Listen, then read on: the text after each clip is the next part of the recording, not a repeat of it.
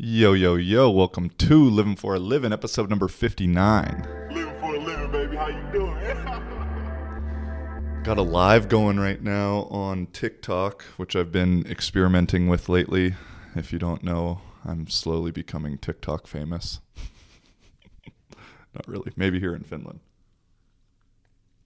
But I know I was talking about it a lot last episode, and I don't know if I figured out some like hack or some glitch or something, but I posted the little segment about me feeling proud about people following me more than they do girls who shake their ass. And in like 2 hours while I was at practice, I got 2,000 followers or something. And so I don't know.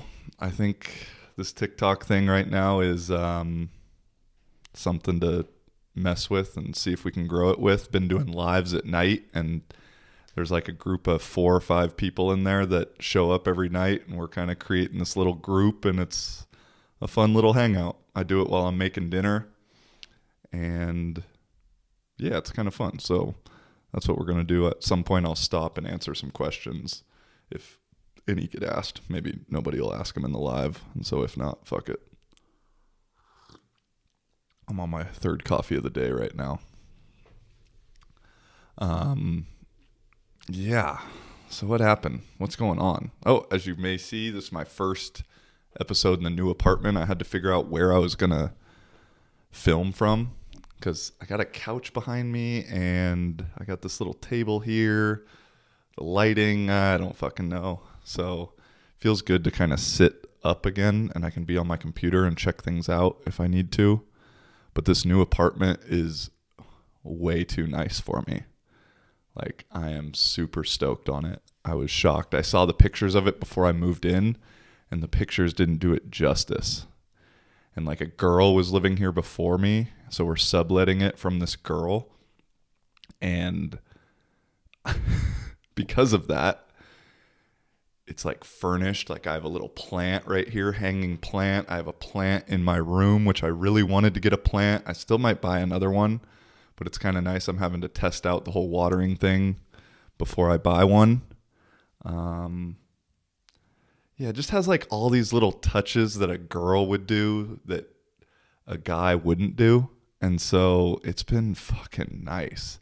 Finally, my shower actually makes sense. I don't know what the deal is here in Finland with showers, but normally everyone I've seen, the drain is in the middle of the floor. And so you take a shower and the entire fucking bathroom floor is wet at the end. Here, my drain is under the shower thing. And so, boy, that feels good. You can actually walk in the bathroom without getting your feet wet right after taking a shower, and that's kind of nice.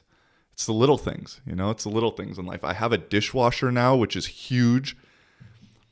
I had a dishwasher in Spain, except I'm like so used to not having a dishwasher that I forget to turn it on, and then I'll have all my bowls or all my forks in there, and then I end up having to fucking wash it by hand anyway. So I gotta get dishwasher trained or buy some more bowls or something. I don't know.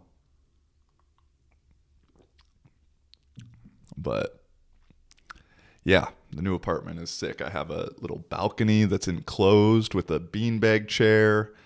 Fucking some candles out there. Could get real romantic if I wanted. I don't know if that's going to happen or not, but it's a possibility. Let's see. Do I have any good stories that happened? Yeah, I guess I do have a couple weird little stories. Like this past weekend, went out one night and just like watching soccer, chilling, doing my own thing. And at some point, I got the tattoo on my forehead that says just random drunk people come talk to me. And this like 2 older ladies and an older guy came up and started talking to me. And this one older lady was fucked up, like in her 50s and drunk. And she was feeling me. She told me I had great energy, but she couldn't really speak English very well. And so her friend was translating. And at one point she was just literally like, "Can I kiss you on the mouth?" And I was like, "No, definitely not." And that was interesting. That boosted my ego a little bit, but was also a little scary. Yeah, and then the dude of the group had no front teeth. Not like one or two missing, like the first 4 or 5, no front teeth. And he was telling me, he's like, "Yeah, I'm not allowed to drive anymore because I went to the doctor and the doctor asked me, do you drink very often?" And I said, "Nah, not really. Once or twice a week." And the doctor was like, "Well, how many do you have?" And he's like, "At least 10. And he's like, "So I can't have a license now." And I was like, I'm pretty sure you're not telling me the full story." And so I was sitting at this spot with this group of characters. The drunk 50-year-old lady who asked me to kiss her on the mouth.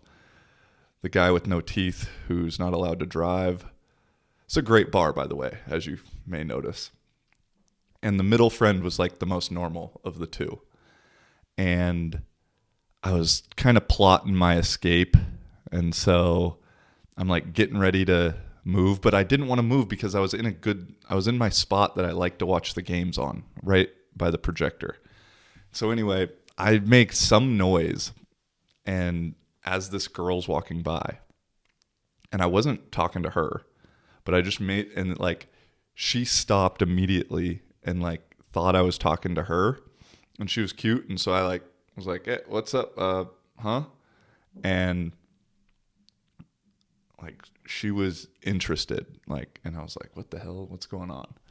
And I don't know exactly how I found out, or I think right then she told me that we matched on Tinder when I first got here, but then she was probably bullshitting and like didn't respond. And after a few days, I'll just unmatch with people if they're not responding because I got shit to do, son. And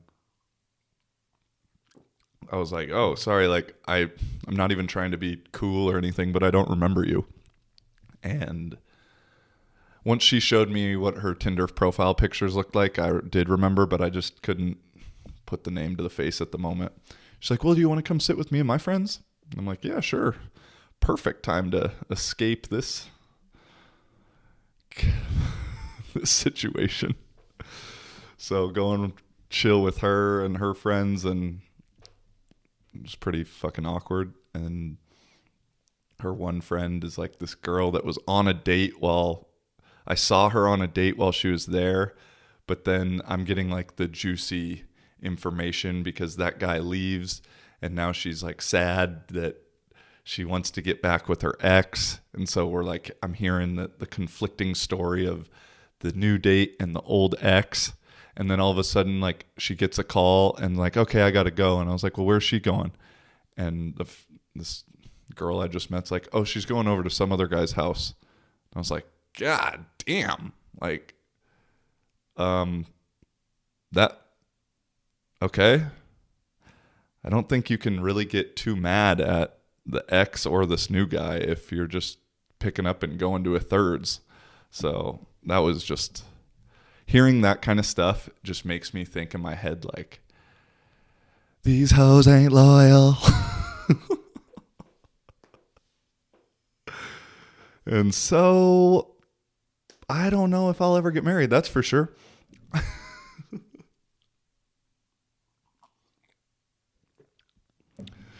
But anyway, this ex Tinder chick is like, "Well, do you want to come back and have a long drink at my place?" And I'm like, "Sure. Yeah, we can do that." I'm like, I think I know what the drill is. So we walk back to her place. She has like one of the cutest dogs I've ever seen in my life.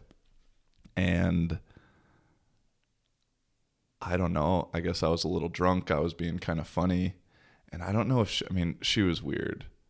And so I don't know if she said something about like marriage or whatever. I was like, "Yo, we are not getting married." Like, I don't remember how the conversation went, but at some point she was just like, "Okay, well, I think you should probably leave then. And I was already like trying to plot my escape because it was just weird. I was like, yep, I agree. Threw on my jacket and fucking got out of there. And so that was interesting. And then I get home and like the next day, who do I have a friend request from on Facebook? Exactly. And so now she's been hitting me up and I'm kind of like, I don't know. I don't know. Also this weekend I got like a sty on my eye, like I don't know, infection kind of thing. I woke up on Saturday with just this like, my eye was like super sleepy and like red. And so went to the doctor and got some cream and stuff for it. And that was pretty easy. But it did cost money. Like to go to a private doctor in Finland, which they have, still costs money. Everyone's like, oh, it's all free healthcare. Da, da, da, da, da. Like, yeah, it was good work or whatever. It still costs money. So I just wanted to say that. And then everybody on my team had a great time telling me that the eye infection was like pink eye from eating ass, which I do not do at all. Sorry, Mom, if you're listening. That is not my thing whatsoever. I wasn't, Mom, actually just like fast forward 2 or 3 minutes, please. Trust me, Mom, fast forward now. I was not a big fan. Actually, I was scared of going down on girls like my entire life. And I don't think the first time I did was until I was like 24 or 25. And I wouldn't say it's like my favorite pastime nowadays. I'd say I like it a little bit more, but for a while I was just fucking terrified of it. Oh, my mom for sure didn't fast forward, so she heard that. But oh well.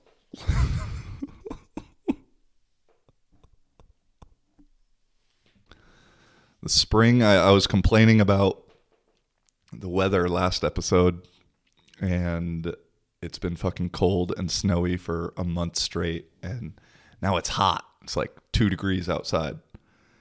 But today it fooled me. It's sunny, and the sun is actually giving off warmth, which is fucking nice. But I left the house thinking, it's hot, it's warm today. But it did the old winter trick where it was sunny and clear, so that meant it was colder than normal. And so I was walking just freezing, and then it was actually windy. So some tough Finnish person might actually said it was cold. But spring is on the way, but right now, because the snow's melting and then refreezing at night constantly, the paths and the ice, the sidewalks are so icy, and they are crazy. So I haven't seen anybody really slip and fall yet.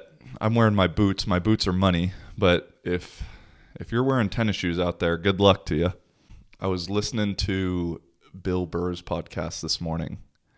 And Theo Vaughn has talked about it quite a bit in the past at sometimes too. Like where they spent all this time trying to achieve stuff and achieve things and get to this certain level in comedy or Hollywood or whatever you want to call it.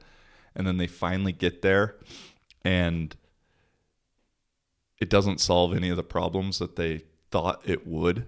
And so then Bill Burr was saying today, he realized he like wasted his 30s and 40s, like not figuring himself out at all. And so now at 50, he's figuring it out. And I realized that I'd been with this podcast the last week or two or month, or I don't even know how long, but been thinking, yeah, like I want to make this shit work and like want to put in the work and I want to do this and want to do that. But listening to these guys, I'm thinking, well, I don't want to do it at the expense of that. Like I care, but I don't care that much. I like myself a little bit more.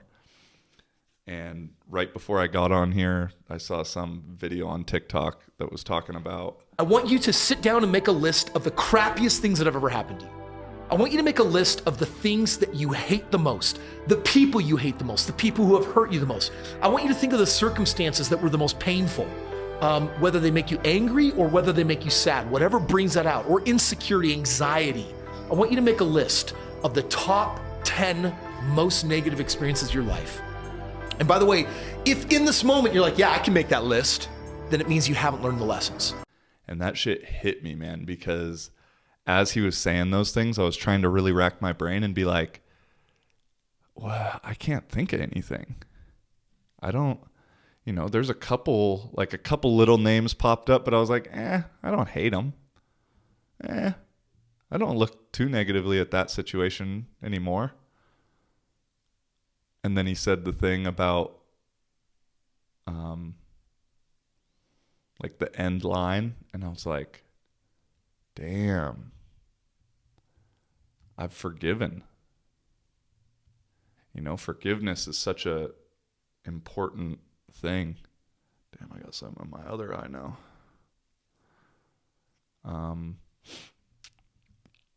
Yeah, forgiveness is major. Just from the sense that, like, it's really not about the other person. It's about yourself. And I think a common theme in general right now is people don't like being wrong. And I'm kind of relating two subjects right now, but in essence, I think sometimes people will perceive if they forgive something, it's like that person wasn't wrong, the other person wasn't wrong, or I don't exactly know how to explain it. But it's really not about the other person is what I'm trying to get at. And that's the one thing I was talking with a guy out here in Finland, and he'd had a tough upbringing and stuff, and very much felt screwed by the system, and was very me against the world. I could just tell. And at one point, towards the end of our conversation, I said, hey, this might be a weird question, but of all the people that you feel have done you wrong and stuff, do you think you've forgiven any of them? And the dude's a smart guy, and I could see his wheels turning. He was like, no, definitely not. And I was like, well, that's just something to think about, man. I think that could really benefit in the long run. And so maybe it will, maybe it won't. But that's something I've just realized with, as I've said in past, I've always felt screwed by like coaching staffs in football. And I think that's a big reason why I just like really liked being QBOC, was I was never going to screw myself, And I caught those like ideas the first month or two here, just because it was like a natural thought process, even though I was like, no, dude, like I know the last thing this guy's trying to do is screw me. Like, get out of my own head. But it just goes back to, I guess I'm being kind of repetitive with some of this shit that I say, but like you create your own fucking reality, and whatever you truly believe, like true belief, is true for you. And I was listening to the I Am Athlete podcast. I listen to a lot of podcasts now that I think about it. And Chad Johnson was on it. And Chad Johnson's like notorious for eating McDonald's throughout his entire career, but saying like, well, I work out and so I don't gain weight. I'm in hella good shape and blah, blah, blah. And everybody else on the thing was like, yo, you can't do that. That's not right. That's impossible, blah, blah, blah. And he was like, no, I can. Like, I'm fine. I'm good. And Cam Newton was saying something, well, that's your genetics and this. And the one chef came on and said, well, I cut out dairy and it started doing less inflammation and da-da-da. And Chad was just like, man, that's just your brain fucking with you into thinking that's true. And then you believe in it. And so he basically said, what I'm saying. And so with this idea, if someone truly believed that eating shitty food and not exercising would result them in not gaining weight, which would be really hard to do given the way that media works and the way like we're conditioned to believe certain things in this world. But if someone could truly believe that, I believe that they wouldn't gain weight if that was really their mindset, because I don't know. I don't have the science behind it, but our thoughts are things, and the frequency, vibrations, everything we're putting out. Be curious to hear what you think on that. You know, and so the idea or the belief that I've really been trying to instill this year in myself is just that no matter what, I'm going to be good. Like, no matter what, I'm good. It doesn't matter what happens, what gets thrown at me, I'm going to be good. And so far, I think, you know, that's not perfectly easy to do, but I think I'm working on it and I'm getting there. Like, on that note, though, I've just really been more and more, for whatever reason, I just want to disconnect a little bit.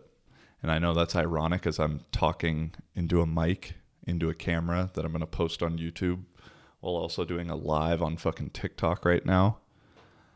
But I just mean, I guess I am in this world right now, in this little current thing in time and place.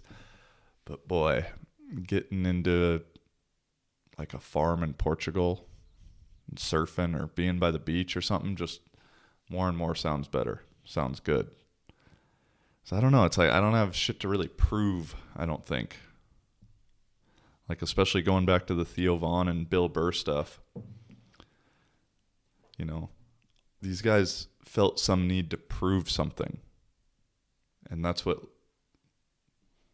gave them this drive, which is good. They proved it. They did it. But then it didn't like equate to internal happiness. They still had to do that outside work on their own. And so with football, with all my shit, with the podcast, with whatever, I don't feel like I really got anything to prove to anybody anymore. I'm doing it for myself. And it's just more about it being fun and enjoying it. And especially with how the world's been going this last year or whatever, I mean, it's just showing that time is short, that it can essentially be all over in a blink of an eye. And so I hope travel gets allowed at some point. I'm like worried it won't. I saw something on Anomaly's Facebook page that now they're talking about the idea of every 2 years doing like a carbon lockdown in order to get us to the right levels for the Paris Climate Agreement or some shit like that. And like, I'm all for saving the environment and all that kind of stuff. Don't get me wrong. I think the environment's very important. But also the fact that we think that we know better than Mother Nature is just ridiculous to me. Like, Mother Nature is always going to win. I've titled it before, Mother Nature is undefeated. So the fact that we think we need to help and we need to do this, that we can affect so much, we're not right. I don't know, what the hell was I just saying? I was rambling. But, oh yeah. Carbon lockdowns coming. If that happens, they're just normalizing stuff so that we don't ever travel. Because then if we don't ever travel, you can't meet other people and see that other people in other places aren't that bad. And then we'll just be at war with everyone all the time and sheltered. And then 1984 will come true. For the 20th time, if you haven't read 1984, you should go do that, because that book is serious and, well, it's really fiction, but it's really serious in the way that how things are going right now. Speaking of the environment, though, this is a beautiful segue that I didn't plan on doing, is here in Finland, they are big on recycling, and I like I mean, I've recycled if it's convenient. I'm not going out of my way to do it, but in my little trash can area, I have like 3 different places for recycling now. So I'm down with it. But more importantly, you can recycle bottles and cans and get money back for it. And so I do that, and I got my little bag of cans and bottles just chilling that I go in there with 30 cans deep. I might start picking through the garbage like a hobo for some cans. No, I won't.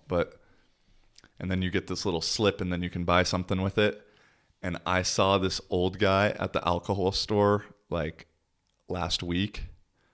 I don't know what exactly he was buying, but he was literally paying for it in all recycling slips. And I was like, damn, this dude is gangster. Like, this guy has the system down.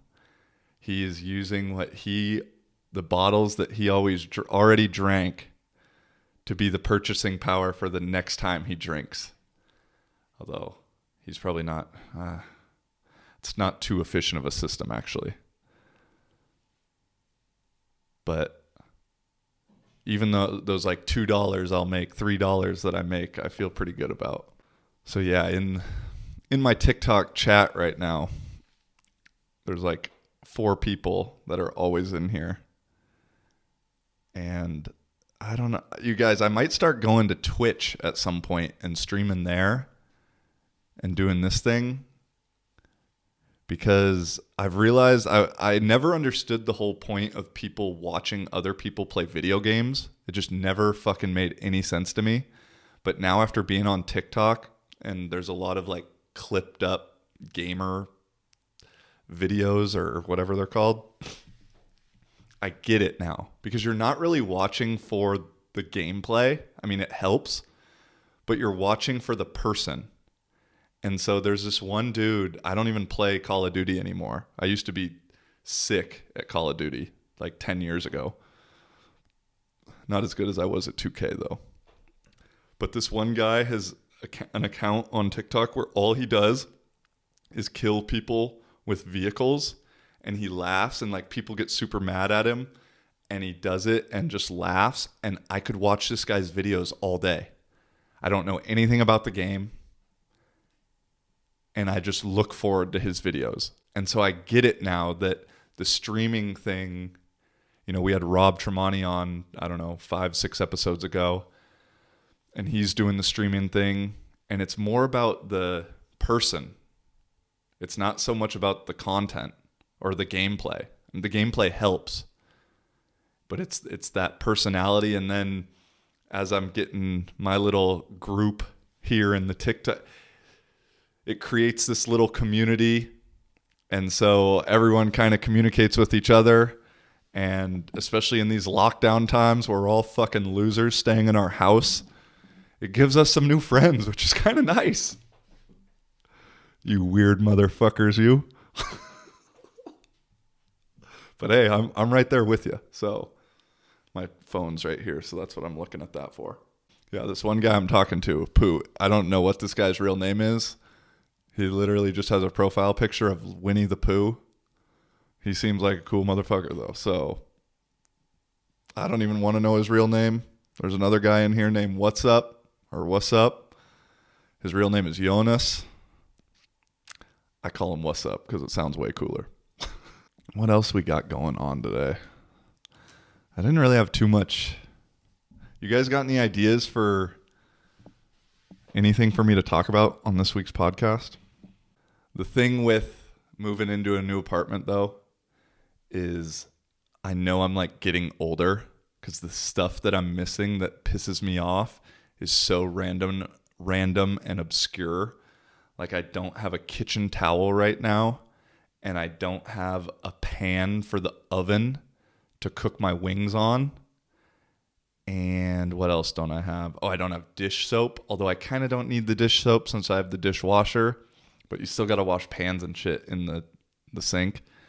And so those things have been bugging me so bad. And then I'm not mature enough and I'm not grown up enough yet to remember them when I go to the store. So it's just this cycle of one, being mad that I don't have it, and then two, forgetting to get it while I'm at the store. And so that's some real issues in my life right now, which I think means my life's going pretty good. This has been a random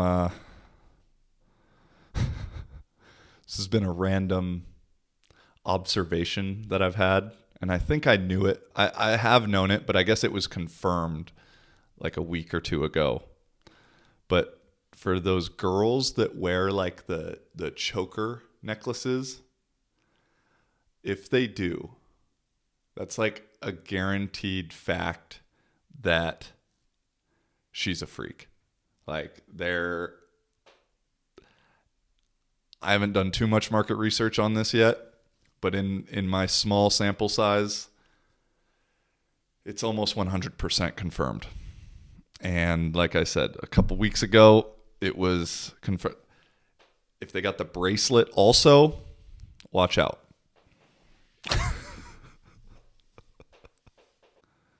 Okay. So we got a prompt from TikTok Live to say, talk about childhood evil things I did. And I was actually a pretty good kid for the most part. Like, I was always really scared to get in trouble. But the thing that immediately pops in my head when you ask that is I got in trouble for lighting a fire with my friend. Like, not like we were trying to set a building on fire, but we were trying to just like start a campfire. But where I live is like in the middle of the forest. And so it's one of the worst ideas possible because it could burn down every house on the mountain. And so me and my buddy thought it was a great idea to, put the rocks in a circle, just like we'd seen in the movies. And for whatever, I stole a lighter from my mom or something. And literally, I'm like 8 years old at the time doing this. And we thought it was going to be a good idea to have the kindling be bubblegum wrappers, which is like plastic. And I don't know, we were fucking stupid. And so, and when you lit them on fire, they turned into a color. Because it's plastic. And so we're like trying to light the fire, and my mom could hear us or see us from our house. She's like, "What are you guys doing?" We're like, "Oh, nothing."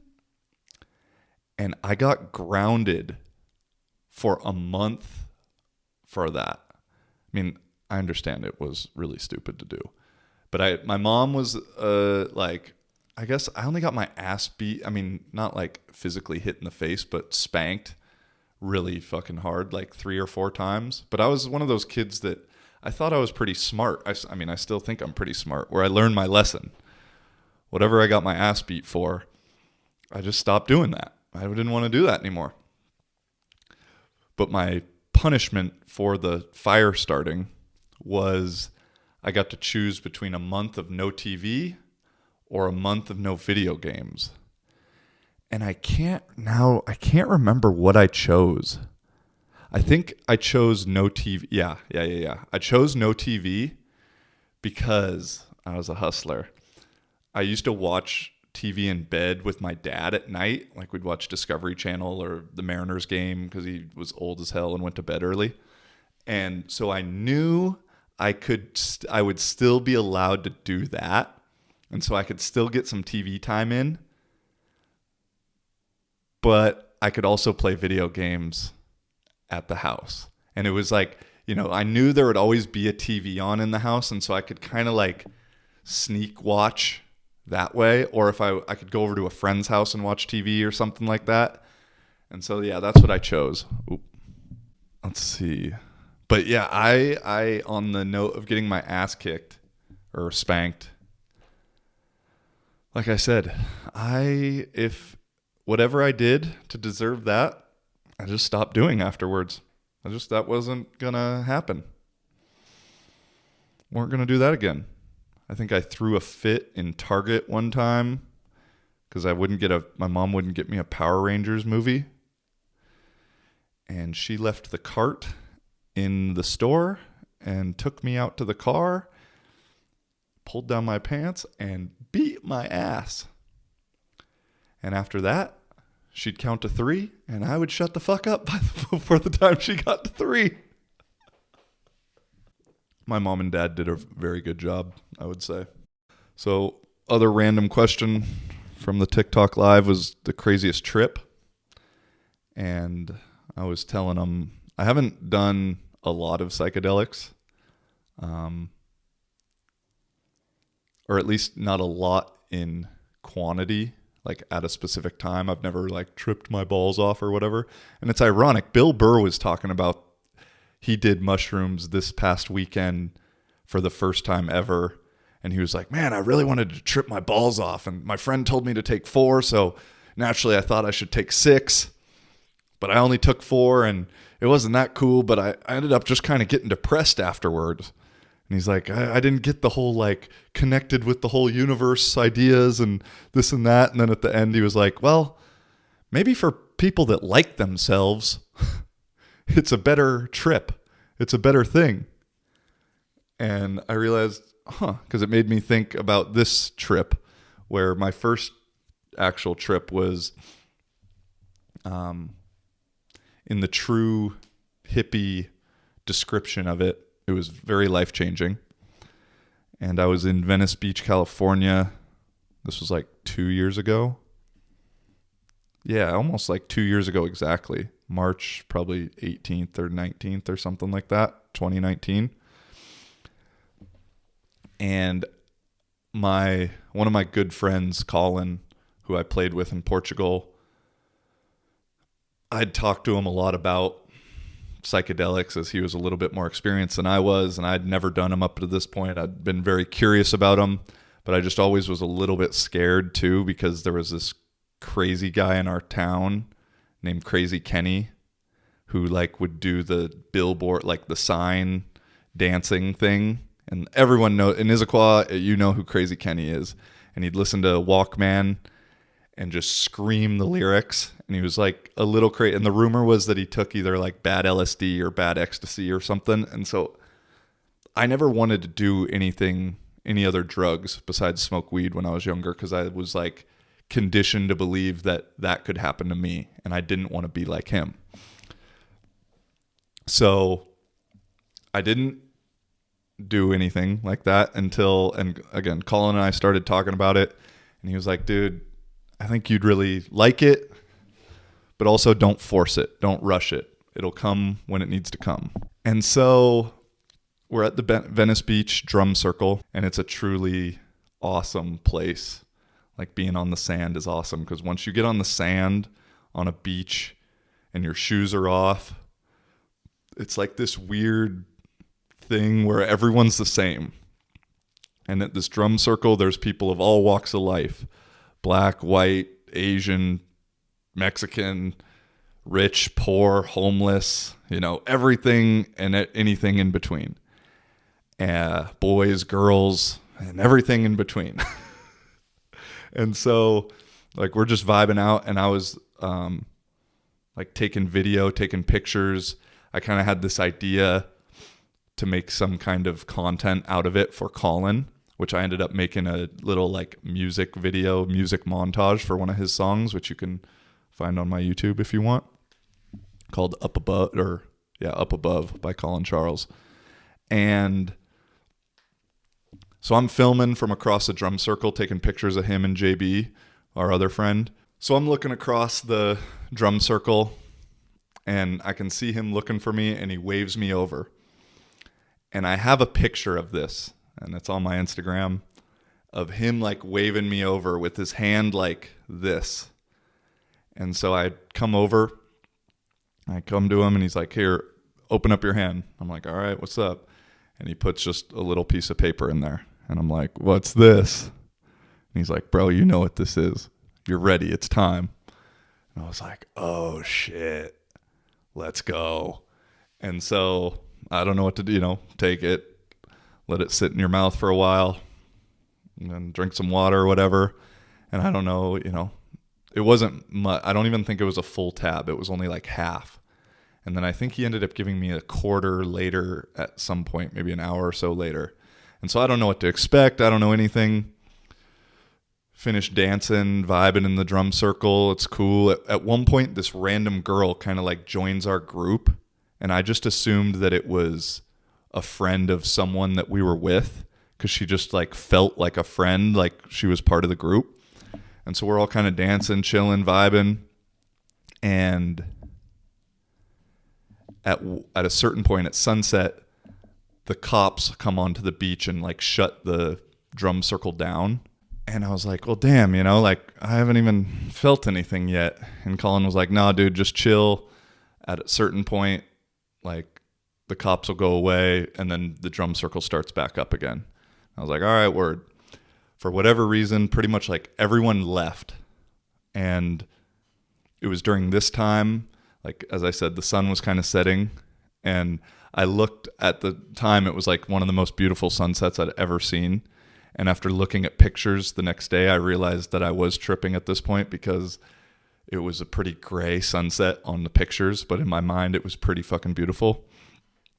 And I started talking to this random girl that was there, and I said, hey, I'm Joey, nice to meet you, blah, blah, blah. I was like, so you're friends with Andy or JB, or who are you friends with? She's like, oh, no, I don't know anybody here. I just wandered over and wanted to, join the drum circle. You guys seem cool, had a good vibe, so I just kind of wanted to get around you guys. And I was like, oh, dope, cool. Where are you from? California? No, I'm from Washington. I'm from Seattle. And I'm like, oh, I'm from Seattle. Oh, really weird that, And so we have all these weird connections. And for the couple years up to this, or my entire life, I've always had this idea that I really wanted to meet myself. Not from a narcissistic way, but just from the way of like, would I even like myself if I met myself? Or if I was sitting at a cafe and I came and sat down next to me and I got to just eavesdrop on myself in conversation, would I be like, man, fuck this guy? Or, oh, this guy seems cool? Because I've always kind of battled with the idea of, do I love myself in the macro and hate myself in the micro? Or do I vice versa? Or, it can also be flipped to being like, am I depressed in the micro and happy in the macro, or vice versa? Because I'd always kind of struggled with these ideas. And so that's why I wanted to meet myself. And so I get to talking to this girl. Her name's Cass. And she literally had gone to school in the Midwest for a year before transferring to the Northeast, where she graduated. I think she played lacrosse or something. She had just gotten back from like a month and a half in Southeast Asia. And then she lived in Mexico for the last year or two doing like online coaching. And she was from Seattle. And I went to North Dakota for a year. I graduated from a school in Connecticut. I had just myself gotten back from a month and a half in Southeast Asia and Nepal.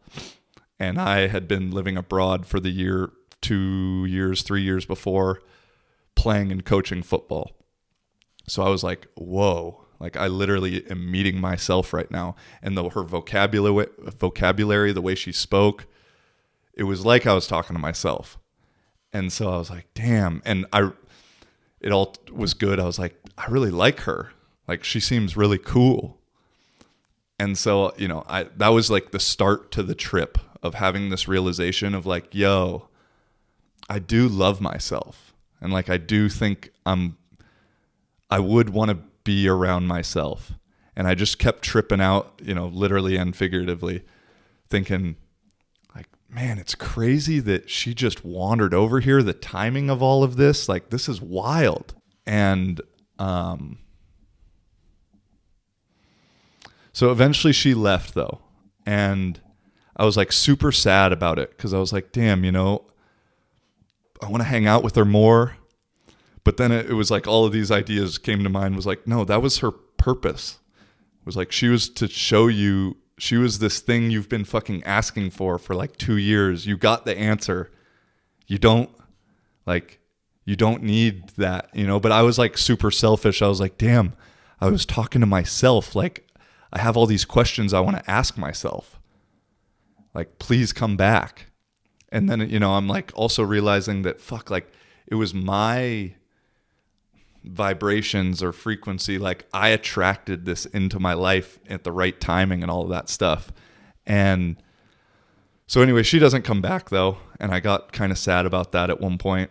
So she leaves, and the drum circle hasn't started back up again. And there's only maybe like 8 or 9 or 10 guys around. And it's like getting dark at this point. And Colin was like, dude, I don't know if it's going to start back up again, man. Like this isn't how it goes normally. And he's like, maybe we should just go to Sam's house and we should leave. And I had just rolled a blunt, and I was like, well, let's at least smoke the blunt on the beach, bro. You know, since we're here. He goes, okay, cool. So we start smoking, and there were a couple dudes that Colin knew from the drum circle that started smoking with us. And at one point while we're smoking, there was like this kind of crazy guy, or I don't know, not crazy, but like mentally,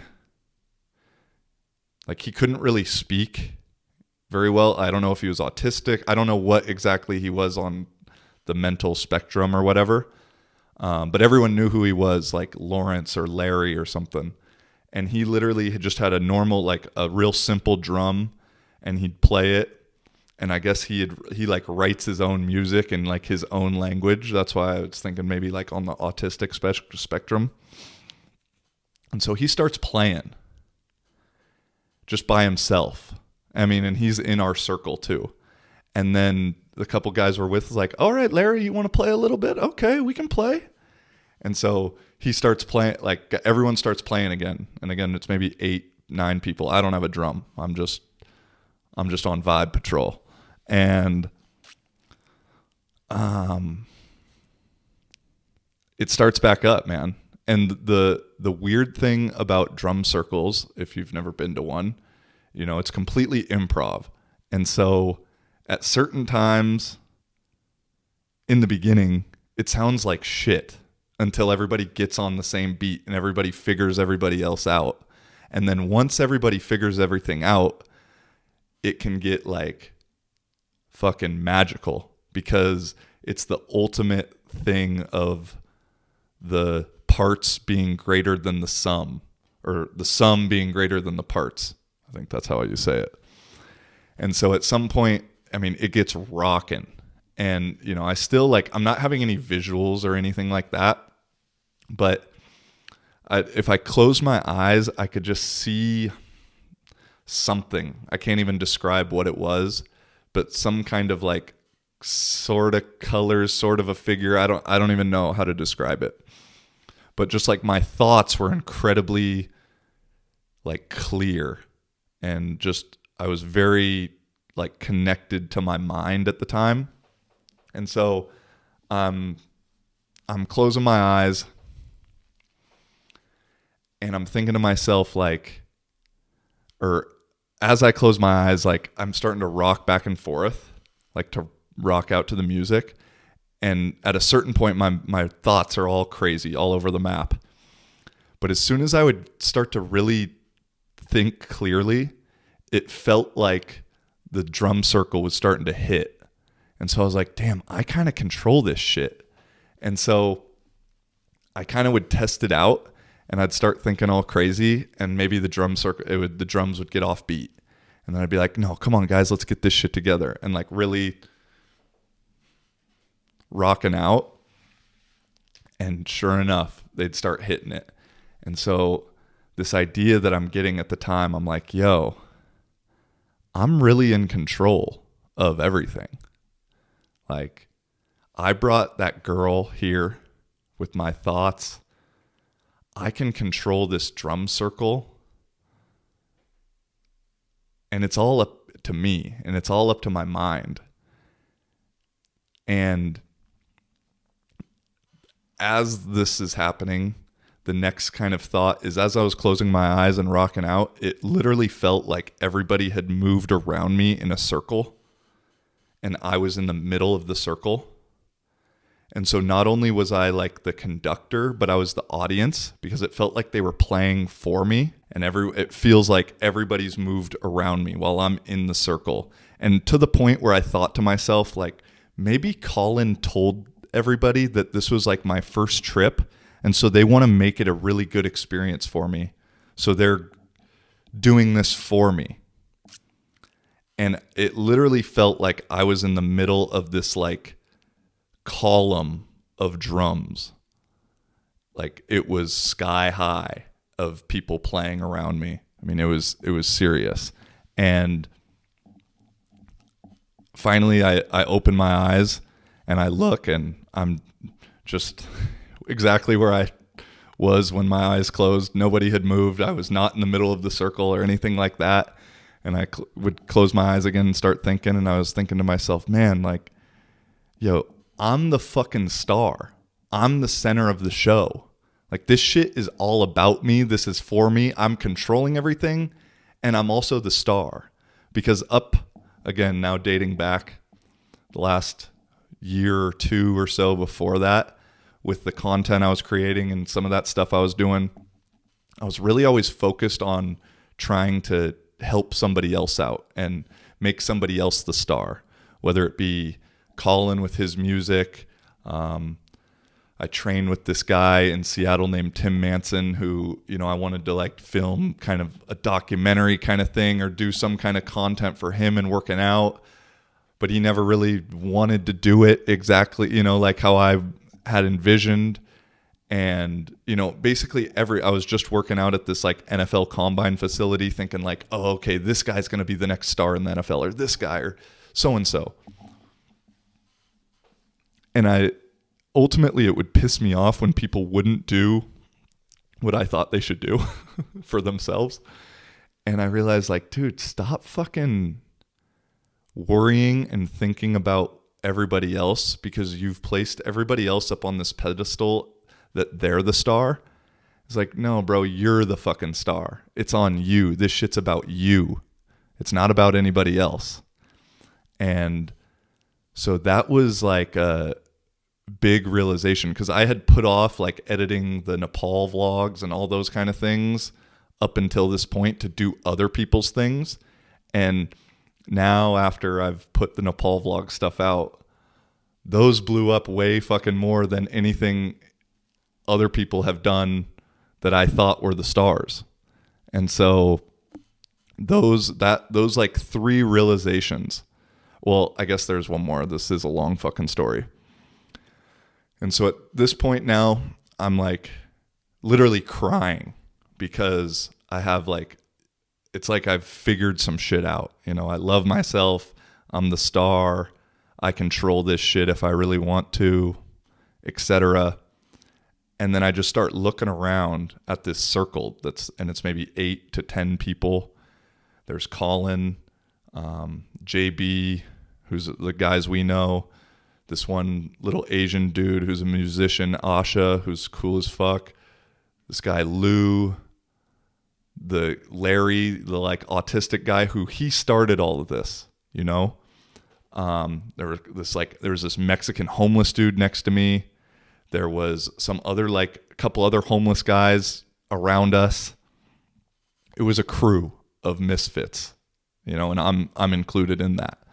And I just started looking around thinking like, yo, we needed every single one of these people to be here in order for this to happen. And like the timing of this is fucking crazy for all of us, all of our individual lives, because I realized, in the same way that I'm the star and I'm in control, it's true for all these motherfuckers here. And for whatever reason, one way or another, they attracted this shit into their life too. Whether it's as influential as it is for me right now, they still did it. And so I just realized like at this time, and I'm starting to play back my last 10 years of life of getting arrested when I was 16 or 17 and not playing junior football my junior year, to playing in the state championship my senior year, to going to JUCO, sitting out a year, just my entire life story. And like, yo, if this doesn't happen, then I don't go here. And if that doesn't happen, I don't go there. If I don't go there, I don't meet this person. If I don't meet this person, this doesn't happen. You know, the whole reason I was even in Venice Beach was because I met Colin in Portugal like 3 years before, and we became friends there. And just for the way, the timing to line up for both Colin and I to get to Portugal at the same time was crazy, because we were both having such weird lives up to until that point. And then the only reason I was able to be in Venice Beach at that time was because I had signed to play in Finland that upcoming year in Vasa. And ultimately Vasa didn't work out, and I was like super down and like sad about that. But it all happened for a reason, because if I would have signed to play in Poland or Serbia, where I had other options, I would have already been in Europe by then. I would have never had this opportunity. And so I was like, damn, like all of this shit is just like, the timing is exactly how it's supposed to be. Like the timing is fucking perfect, man. And the like hippie quote and kind of my life mantra that came up out of this was, it is as it should be, and the timing is always right. And because, man, I've gone through some low lows, as I'm sure anybody has. And at the time, I probably didn't realize what they were for or how they were going to affect me positively. But it's like, I now can almost look back on all of them. And all of them. And be like, oh, I learned that from this thing happening. Or by that happening, it got me there. Or, you know, something like that. And so, again, I'm just fucking bawling, crying at this point, like uncontrollable tears. And for whatever reason, I don't exactly know how this relates exactly, but there was this one dude next to me homeless guy, who honestly was scary looking, like probably meth kind of guy, like bad teeth, dirty. Like, honestly, if I saw him in normal daylight, like I would be scared to walk by, you know, like just honest to God's truth. But for whatever reason, like I felt like I knew him at this time, like, cause we were all fucking connected in one way or another. And as I opened my eyes, like from just crying my eyes out, I looked over at him, and he was just like, "It's so good to see you again, brother." And it's like he knew kind of maybe what I was going through, or, you know, I don't exactly know. That's just like this one weird part of the story that I just don't ever really have solved. But it's something that really sticks in my mind about this whole story. Damn, I've been going for like 20 minutes on this shit, huh? And so wrapping up, I guess the last part of the story is, after a certain point, I had to go pee really bad. And so I walk to the bathroom, which is like public bathroom in Venice Beach. It's super dark, super late at night. It's probably like 9 p.m. or so, which, as you know, like Venice Beach isn't super safe at night. Although I've never had any problems there. But anyway, I'm in the bathroom, in the stall, barefoot. Who knows what I'm fucking stepping in? I don't really have any cares in the world. If you've tripped before, like, you know, like your time, the time slows down a lot. And so it felt like I was in there peeing for like 10 minutes. And I never really had any visual stuff happen the entire trip. But while I was peeing, the toilet was almost like kind of becoming like this kind of serpent or something, like not super visual, but just it would, I can't explain it. And so I would just tell myself though, like, yo, no, like I'm the star. I love myself. The timing is right. You know, all those things I just said. And as I would say, like, yo, I love myself, the toilet would suppress and like go down. And then if I stopped thinking it, like it would start to rise again. And so what I interpreted that as was like, that was like kind of my inner demon because I was in a dark place in the bathroom, probably some weird energy around me. And it was like I conquered that shit. And so as funny as it sounds, I walked out of the bathroom like super victorious. And was like, yeah, I fucking got this shit, bro. And as I'm walking back to the drum circle, we didn't have any more blunt wraps. And I was just thinking to myself, damn, like one more blunt would be nice. You know, like I could just really go for one more blunt or just a hit, you know, like that would be nice. And I get back to the circle and there's just some random dude standing outside of the drum circle who wasn't there before. And I kind of just go up and start talking to him. And what do you know? This dude's smoking a blunt. Or maybe he pulls out a blunt and starts smoking it like as I'm talking to him. And I'm normally not a guy to like ask random people if I can hit it. But in my mind, I was like, yo, I just brought this guy here. Like this shit's for me. And so I was like, hey, bro, can I hit that once or twice? He's like, yeah, for sure. And so he was cool. And then I end up like getting back in the circle and like jamming out and like closing my eyes, rocking back and forth, just getting in the vibes. And I swear it happened like 2 or 3 other times. Every time I'd think to myself like, man, like one more hit of the blunt would be kind of nice. This dude would tap me on the shoulder and hand me the blunt. And and this was over a course of like 30 minutes. So it wasn't just the same blunt. And so I was, again, tripping out literally and figuratively. And I ended up meeting this guy again at different drum circles and realized like this dude just brings like 7 blunts with him and just smokes like back to back to back. But at the time I was like, how is this possible? You know? And so that's like pretty much the story. So anyway, that trip had been really influential on my life moving forward. And I still enjoy telling that story whenever it comes up. So thank you for asking that, Pooh. And I think it's a good story for people to hear because I think all of those things that I just said ring true for everybody. And going back to the belief thing where like if you truly, truly believe something in your heart, like that shit is true for you. And I think an issue that a lot of people, society, whatever has, is they don't view themselves as being in control and they don't view themselves as the star and they don't love themselves and all these things. And man, that shit's important. And don't get me wrong, I struggle with that shit some days. Some days for sure. So that's how we're going to end it, at least on the YouTube. And yeah. All right. Until next time. Peace and much love. Holla.